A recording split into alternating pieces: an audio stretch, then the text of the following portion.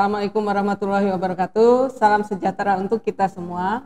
Ketemu lagi dengan saya Yanti. Apa kabar anak bangsa? Semoga semuanya sehat, bahagia, dan ceria. Sebelum kita mulai, mari kita berdoa lebih dahulu sesuai dengan agama dan kepercayaan masing-masing. Alhamdulillah, pada kesempatan ini kita akan membahas mata pelajaran PPKN dengan materi tentang bentuk dan kedaulatan menurut Undang-Undang Dasar Negara Republik Indonesia tahun 1945. Dengan kompetensi dasar, yang pertama adalah bersyukur kepada Tuhan Yang Maha Esa atas bentuk dan kedaulatan negara Republik Indonesia. Yang kedua, menunjukkan sikap bertanggung jawab dalam mendukung bentuk dan kedaulatan negara. Yang ketiga, memahami ketentuan tentang bentuk dan kedaulatan negara sesuai Undang-Undang Dasar Negara Republik Indonesia tahun 1945. Yang keempat, memaparkan penerapan tentang bentuk dan kedaulatan negara sesuai dengan Undang-Undang Dasar Negara Republik Indonesia tahun 1945.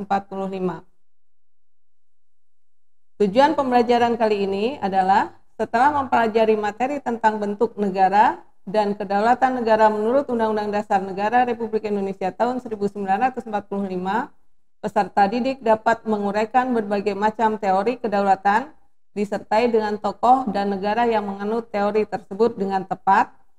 Yang kedua, setelah menuliskan kegiatan yang mencerminkan sikap demokratis, setiap peserta didik mampu mengidentifikasi penerapan sikap demokratis dalam kehidupan berbangsa dan bernegara dengan tepat.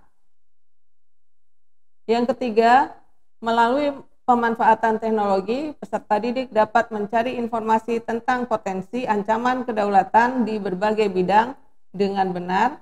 Dan tujuan yang keempat adalah setelah membaca informasi tentang Hari Demokrasi Internasional, peserta didik mampu menjaga dan mempertahankan kedaulatan negara Indonesia dalam kehidupan berbangsa dan bernegara dengan baik.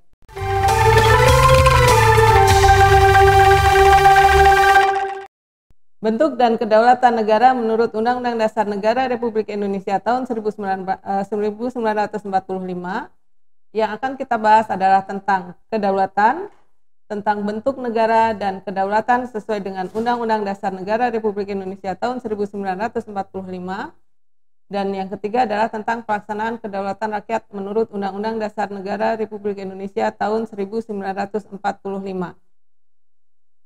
Kedaulatan. Apa sih kedaulatan itu? Kedaulatan adalah suatu kekuasaan tertinggi pada suatu negara yang berlaku terhadap seluruh wilayah dalam negara tersebut.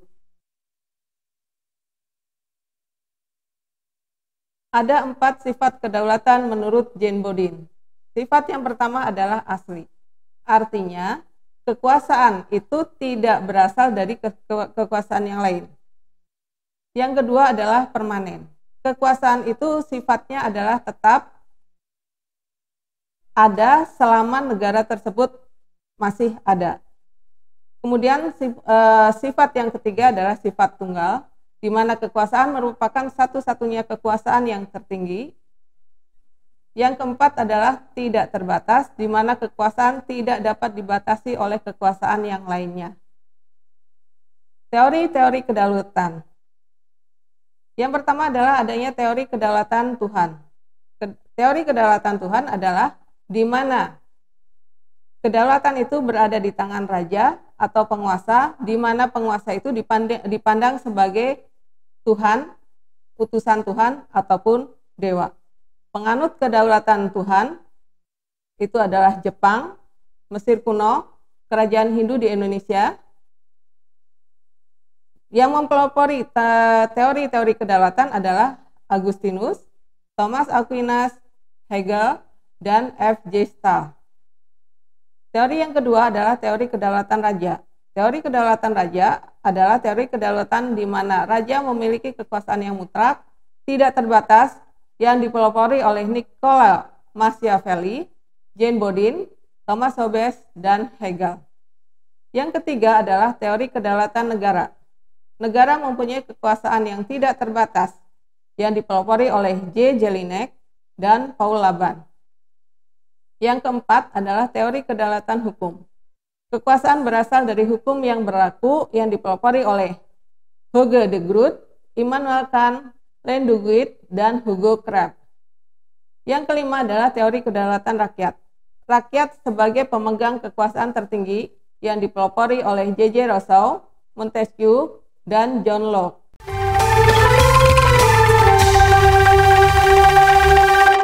Teori kedaulatan menurut Montesquieu dikenal dengan trias politica. Trias politica itu berarti kita mempunyai kekuasaan, ada 3 kekuasaan. Yang pertama adalah kekuasaan legislatif. Kekuasaan legislatif adalah kekuasaan yang membuat dan menetapkan undang-undang, yaitu MPR, DPR, dan DPD. Yang kedua adalah kekuasaan eksekutif. Kekuasaan eksekutif adalah kekuasaan untuk melaksanakan undang-undang, yaitu presiden dan wakil serta kepala daerah. Kemudian yang ketiga adalah kekuasaan yudikatif. Kekuasaan yudikatif adalah kekuasaan untuk mengawasi pelaksanaan undang-undang, yaitu MA, MK, dan KY. Bentuk negara dan kedaulatan negara. Sesuai dengan Undang-Undang Dasar Negara Republik Indonesia tahun 1945, secara umum bentuk negara di dunia itu ada 2. Yang pertama adalah negara kesatuan. Negara kesatuan biasa disebut dengan negara unitaris. Negara kesatuan merupakan negara yang tidak disusun oleh beberapa negara tetapi bersifat tunggal. Yang kedua adalah negara federasi atau negara serikat. Negara federasi dibangun oleh gabungan berbagai negara. Dalam bentuk negara federasi dikenal istilah negara federal dan negara-negara bagian, sedangkan negara bagian berhak untuk mengurus sendiri rumah tangga negara-negara tersebut.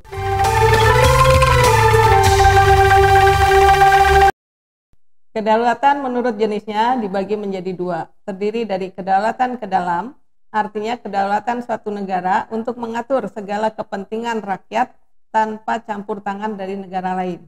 Contohnya untuk memajukan kesejahteraan umum. Yang kedua adalah kedaulatan keluar, artinya kedaulatan suatu negara untuk mengadakan hubungan diplomasi atau kerjasama dengan negara lain demi kepentingan bangsa dan negaranya. Contohnya mengadakan kerjasama dengan negara lain. Prinsip-prinsip kedaulatan negara Indonesia sesuai dengan Undang-Undang Dasar Negara Republik Indonesia tahun 1945. Yang pertama adalah prinsip kebebasan. Prinsip kebebasan ditegaskan dalam konstitusi negara, tepatnya pada pasal 28, 28E, pasal 28G ayat 2 dan pasal 28I ayat 2. Yang kedua adalah prinsip kesamaan atau kesetaraan. Prinsip kesamaan dalam Undang-Undang Dasar Negara Republik Indonesia tahun 1945 terdapat pada pasal 28D ayat 1, pasal 28I ayat 2 dan pasal 28I ayat 3. Yang ketiga, prinsip suara mayoritas. Prinsip suara mayoritas adalah prinsip suara yang terbanyak dalam pengambilan suatu keputusan yang termuat dalam pasal 2 ayat 1, pasal 6A ayat 3 dan 4, pasal 7B ayat 3 dan 7, serta pasal 37 ayat 4. Yang keempat adalah prinsip pertanggungjawaban atau akuntabilitas. Akuntabilitas setiap pemegang kekuasaan telah ditentukan oleh Undang-Undang Dasar Negara Republik Indonesia tahun 1945, beberapa ketentuan Undang-Undang Dasar Negara Republik Indonesia tahun 1945 yang memuat prinsip pertanggungjawaban diantaranya pasal 11, pasal 12, pasal 13, pasal 14, pasal 15, dan pasal 22.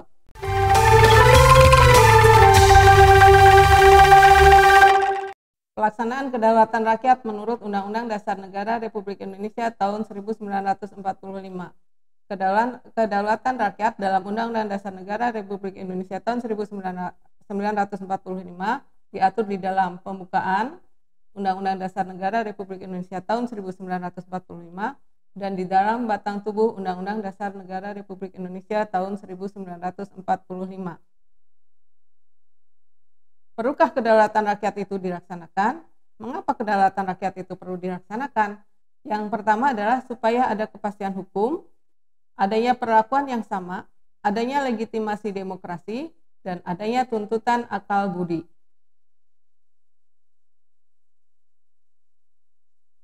Prinsip-prinsip demokrasi Pancasila, yang pertama adalah pemilik negara adalah rakyat, sehingga rakyat memiliki kekuasaan yang tertinggi. Yang kedua, adanya lembaga negara yang berperan sebagai wakil rakyat dalam suatu negara. Yang ketiga, tidak boleh ada pengistimewaan kepada seseorang ataupun kepada golongan atau partai tertentu. Dan yang keempat adalah harus ada undang-undang yang mengatur tentang struktur organisasi kekuasaan dalam negara dan mekanisme pelaksanaan kerjanya.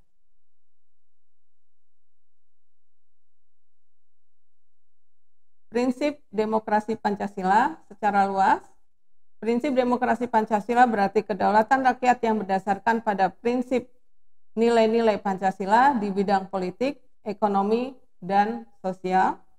Secara sempit, demokrasi Pancasila berarti kedaulatan rakyat yang dilaksanakan menurut hikmat kebijaksanaan dalam permusyawaratan atau perwakilan. Prinsip-prinsip demokrasi Pancasila menurut Jimli Asidiki ada kedaulatan rakyat, kebebasan atau persamaan, dan pemerintahan yang terbuka dan bertanggung jawab. Pelaksanaan demokrasi Pancasila. Pelaksanaan demokrasi Pancasila dari tahun 1966 sampai 1998 dilakukan tindakan korektif dalam usaha untuk melaksanakan kembali pelaksanaan Pancasila dan Undang-Undang Dasar Negara Republik Indonesia tahun 1945 yang diselewengkan pada masa demokrasi terpimpin. Adanya praktek kenegaraan dalam pemerintahan pada periode ini sangat tidak memberikan ruang bagi kehidupan berdemokrasi. Demokrasi Pancasila pada masa reformasi tahun 1998 sampai sekarang terdapat indikasi ke arah terwujudnya kehidupan demokratis. Salah satu contohnya yaitu adanya kebebasan pers. Demokrasi Pancasila merupakan demokrasi yang berkedaulatan rakyat yang dijiwai dan diintegrasikan dalam sila-sila yang lainnya.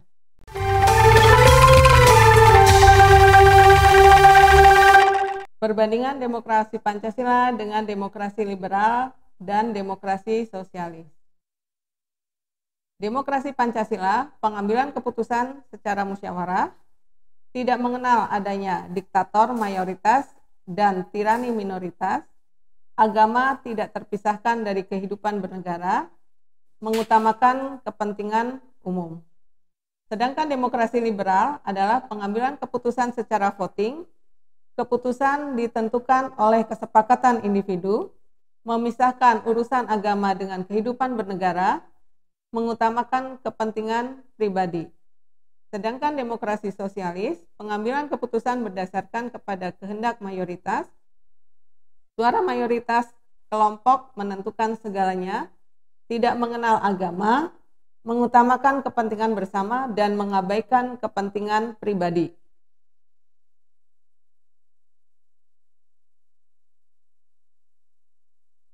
Bagaimanakah pelaksanaan demokrasi?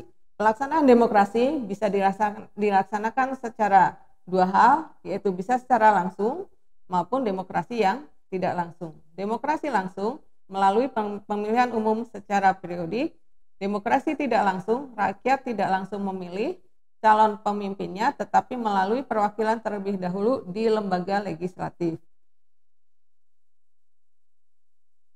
Dalam pelaksanaan pemilihan umum, dilaksanakan secara menggunakan asas-asas pelaksanaan pemilihan umum. Adapun asas-asas tersebut adalah asas langsung, umum, bebas, rahasia, jujur, dan adil.